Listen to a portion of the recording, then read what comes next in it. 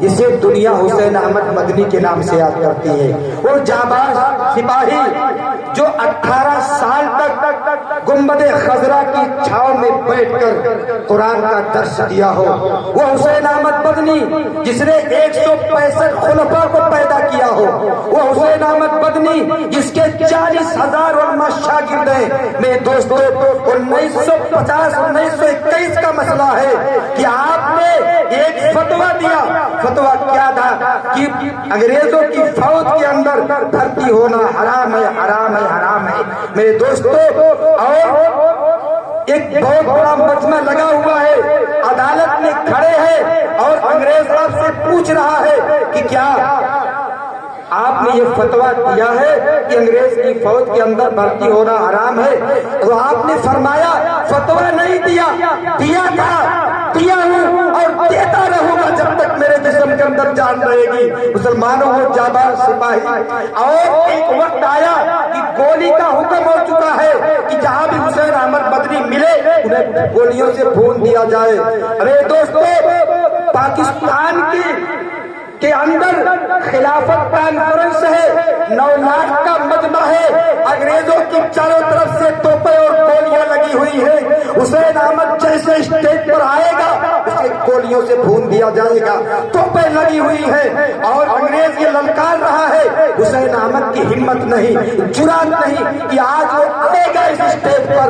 9 لاکھ کا مجمع، چاروں طرف سے لوگ بیٹھے ہوئے ہیں مسلمانوں، لیکن حسین احمد مدنی بغل میں کفن دبا کر کے اسٹیج پر چلتا ہے جانباز سپاہی، اور مائک کو اپنے ہاتھ میں لے کر کے کیا کہتا ہے کہ لیے پھرتی ہے بلبل چوچ میں گل۔ اتنا کہنا تھا کہ 9 لاکھ کا مجمع، آدھا گھنٹہ تک لوگ نعرے لگاتے رہے، نعرے لگاتے رہے، اور اسی مائک کو لے کر کے دوسرا مصرع آپ نے پڑھا کہ لیے پھرتی ہے بلبل چوچ میں گل، شہید ناز کی تربت کہاں ہے۔ پھر انگریزوں کی طرف مخاطب کہتے ہیں، انگریزوں کی توپوں کی طرف دیکھ کر کے انگلی اٹھا کے کہتے ہیں کھلونا سمجھ کر نہ برباد کرنا، کھلونا سمجھ کر نہ برباد کرنا، ہم بھی کسی کے بنائے ہوئے ہیں۔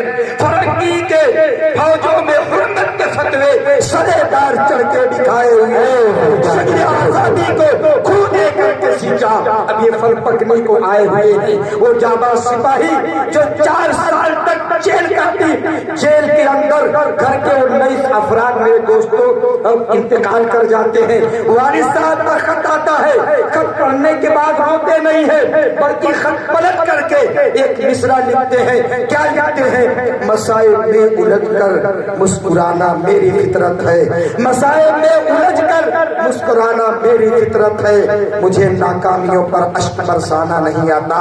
تو مسلمانوں، ہم اس جانباز سپاہی حسین احمد کی اولاد ہے، نہ ملک سے پہلے غداری کیے تھے اور نہ آج غداری کریں گے، اور ملک کے جانباز ہیرو مسلمان پہلے بھی تھے، آج بھی ہیں۔ جب اس ملک کو ضرورت پڑے گی، سب سے زیادہ گردن کٹے گی تو مسلمانوں کی کٹے گی۔ جب ضرورت پڑے گی سب سے زیادہ چندہ اگر کوئی دے گا تو مسلمان دے گا۔ میں اسے میرے دوستوں فخر کے ساتھ کہا کرتا ہوں، میرے چھوٹے بچے نے کتنے اچھے والہانہ انداز میں آپ سے مخاطب ہو کر کے میرے دوستوں گفتگو کی ہے۔ اس کے بعد اگر دیکھا جائے میرے دوستوں تو شاہ نواز حسین وہ جانباز سپاہی ہے جو لال قلعہ کی فصیل پہ چڑھ کر کے اور انگریزوں کے جھنڈے کو اکھاڑ کر کے زمین پہ پھینکا اور ہمارے جھنڈے کو لے جا کر کے لال قلعہ کے فصیل پہ کھڑا کیا ہے۔ یہ کس کا اتہاس ہے؟ یہ مسلمانوں کا اتہاس ہے۔ مسلمانوں جو آج جو جھنڈے کا جو رنگ ہے جسے اپنی آنکھوں سے دیکھ رہے ہیں میرے دوستوں، اس کو کس نے چوائس کیا، کس نے اسے بنایا؟ ثریا طیب ہے۔ میں استقبال کرتا ہوں ثریا طیب کا، کنہوں نے بھارت کا جو جھنڈے کا رنگ ہے انہوں نے اس کی ترتیب دی ہے۔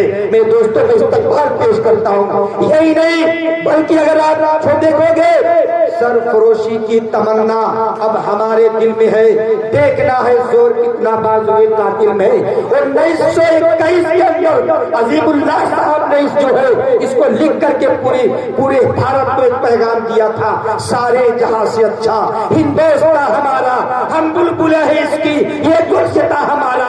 अल्लामा इकबाल ने एक तराना दिया है, आज जो पूरे भारत के सरजमीन पर बसने वाला हिंदू, मुस्लिम, सिख, ईसाई बड़े प्रेम से इसे मेरे दोस्तों पढ़ता है।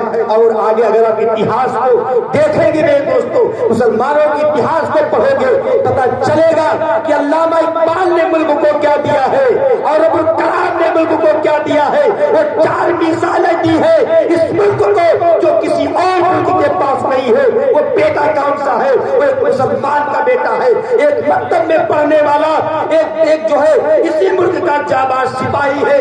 पूरी दुनिया थर्रा रही है वो शख्स जो है जो 4 मिसालें देख करके हमारे मुल्क को इस्तेहकाम किया है, हमारे मुल्क को मजबूत किया है। मैं यही कहता हूँ, आज के इतिहास और तारीख को देख करके सवाल से शेर निकलता है, जब गुलिस्तान को खून की जरूरत पड़ी सबसे पहले ही गर्दन हमारी कटी।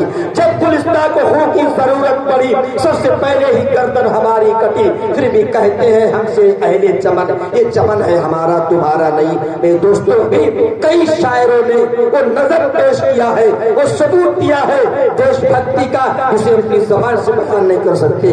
बैर के प्रोग्राम है, मेरी बच्चियां तैयार हो गई होंगी, वो तशरीफ लाए। रब्बे कौनैन मेरे दिल की दुआएं सुन ले। वो बच्चियां आए और अपने प्रोग्राम को